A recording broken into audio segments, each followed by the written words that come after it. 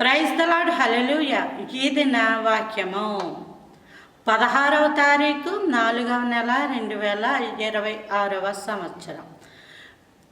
పేతురు రాసిన 2వ పత్రిక 1వ అధ్యాయం 9వ వచనం.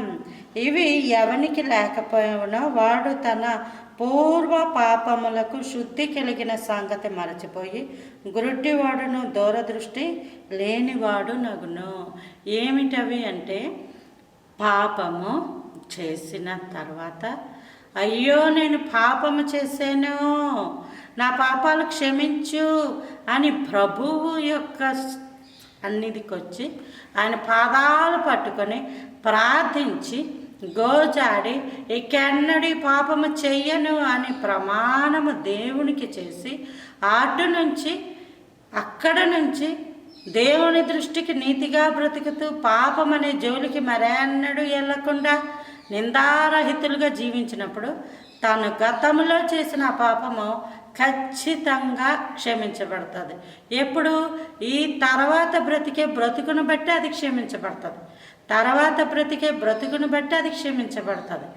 అలా కాదు, లేదు నేను చేసాను, నేను చేస్తానే ఉంటాను, నన్ను దేవుడు క్షమిస్తాడులే అంటే అది కూడా గురుడితనమే. పాపాలు క్షమించబడ్డాయి, అవును క్షమించబడ్డాయి. ఎప్పుడు? నువ్వు పాపము చేసిన తర్వాత నేను పాపిని అని ఒప్పుకొని ప్రభువు సన్నిధానానికి వచ్చి ఆ పాపమును దేవుని దగ్గర ఒప్పుకొని విడిచిపెట్టి నువ్వు ఇక మరెన్నడూ అటువంటి ప్రస్తావన కానీ అటువంటి జీవితం కానీ జీవించకుండా నిందారహితులుగా జీవించినప్పుడు ఆ గతంలో చేసిన ఆ పాపము ఇప్పుడు నీవు బ్రతుకుతున్న మంచి బ్రతుకు వల్ల ఆ పాపము క్షమించబడుతుంది.